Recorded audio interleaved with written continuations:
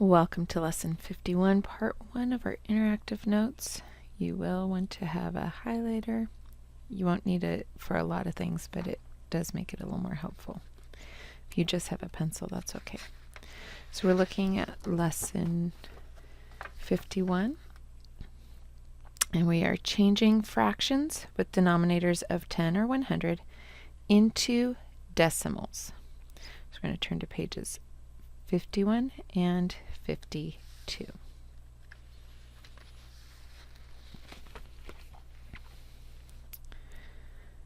Okay, so our content objective, I can use decimals to show fractions with denominators of 10 and 100. Language objective, I can use vocabulary related to fractions to change them into decimals.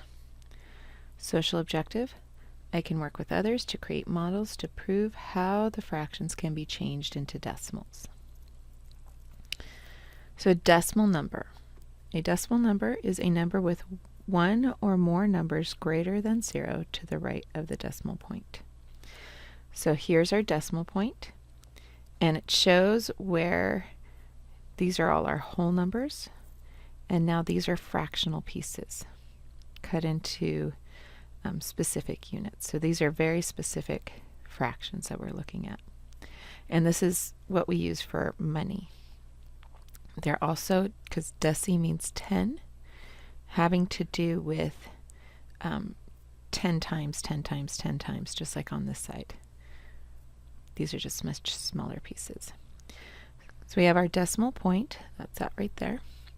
A dot used to separate the whole number part from the fractional part. So that's why we can't replace a comma with a dot, because it changes the value of the number. They mean different things. So like in money, that decimal point shows where the difference between the dollar amount and the fraction of a dollar, or the cent amount. Equivalent decimals, they're equal, they have the same value, occupying the same point on a number line. So 4/10 is the same as 40 hundredths. This means you have 4 dimes. This means you have 40 pennies. 4 dimes and 40 pennies are both 40 cents. Tenths, with that TH at the end, the value of the digit in the first place to the right of the decimal in a place value system.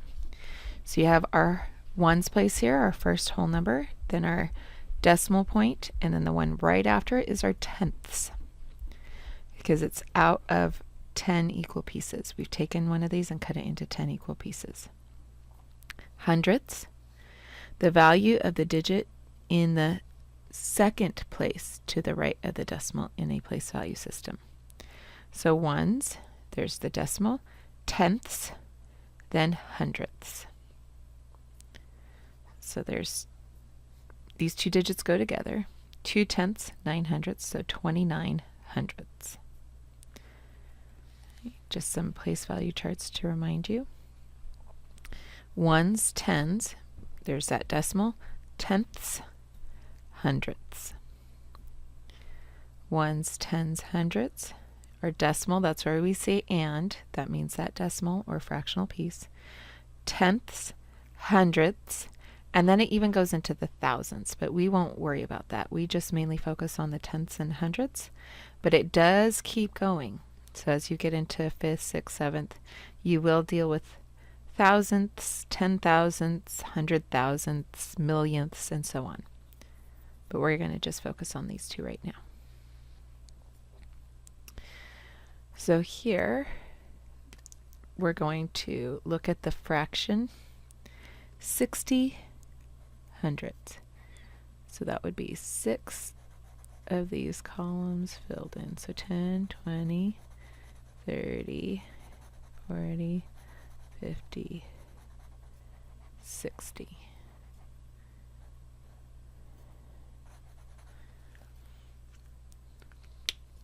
As a decimal, I put a 0 here because we have no whole number, then our decimal.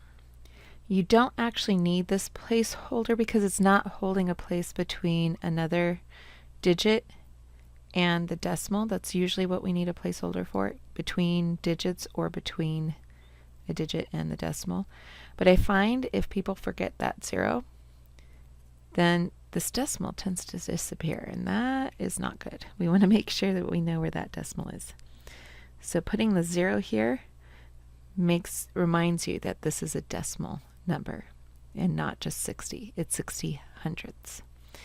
And then in word form, we would write 60 and then hundredths with the th at the end.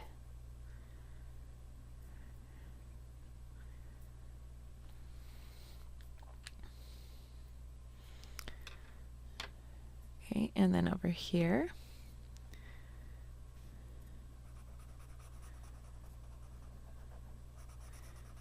six out of the 10.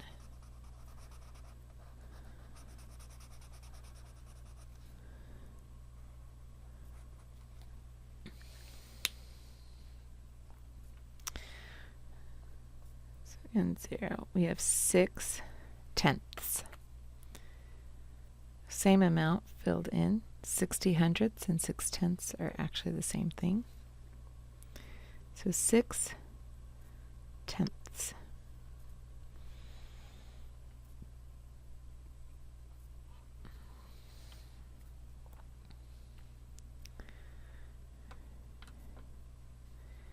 Okay, so now we're looking at our word form, fraction form, and decimal form for each of these. This is just the tenths, but we could look at them as hundredths too.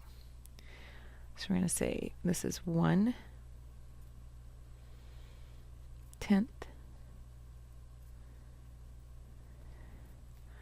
Our fraction is 1 tenth. Equivalent, though, would be 10 hundredths. Or, yeah, 10 hundredths. And then decimal, 1 tenth, or 10 hundredths would be equivalent. Just to be able to see that those are the same. Here we're going to have 2 tenths. Should be 2 out of 10, or 20 out of 100. And then as a decimal,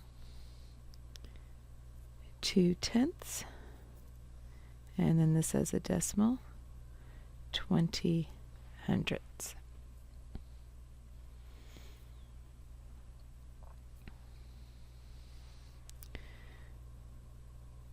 Three tenths. So 3 out of 10, or equivalent, 30 out of 100. So we have 3 tenths, or 30 hundredths. And if we kept going, 300 thousandths would be equivalent, and 3,000 10,000ths would be equivalent. But we'll only worry about tenths and hundredths right now. 4 tenths.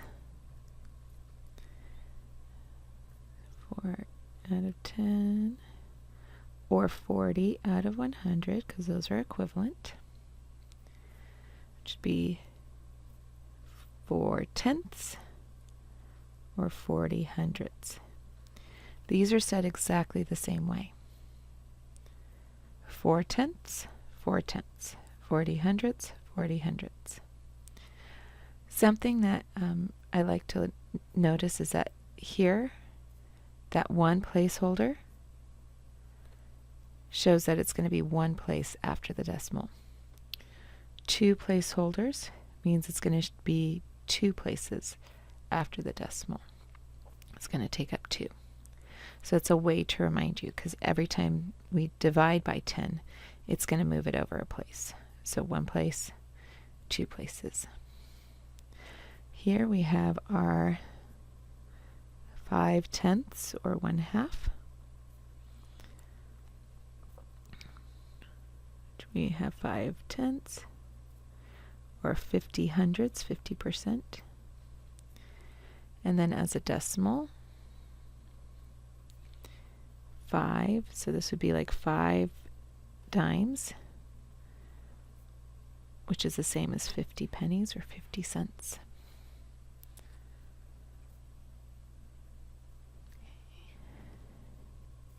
Six tenths, which is a fraction, 6 out of 10, or 60 out of 100.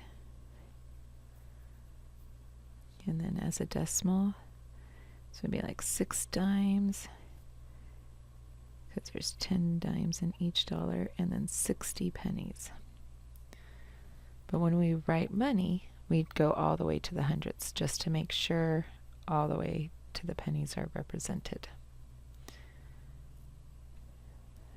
Okay, and then here, 7 tenths. So we have 7 out of 10 and 70 out of 100. 7 tenths, 70 hundredths. Okay. 8 tenths. We have 8 out of 10 and 80 out of 100. So 8 tenths and 80 hundredths. They all mean the same amount. 9 tenths would be 9 out of 10, which is equivalent to 90 out of 100. So 9 tenths is the same as 90 hundredths. And then here, 10 tenths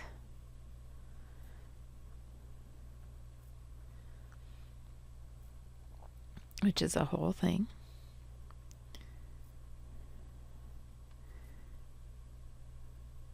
or 100 out of 100, 100%, whole thing. And as a decimal, you'd have 1 10. There's my 10. But that 0 goes in the tenths place. So that represents the 10 tenths, or 1 whole. And then for 100, this is why we use this for a dollar, because we have 100 cents, or 100 hundredths. 100, and then right there is our hundredths place. All right, let's go ahead and do some more practice with our 3-column notes.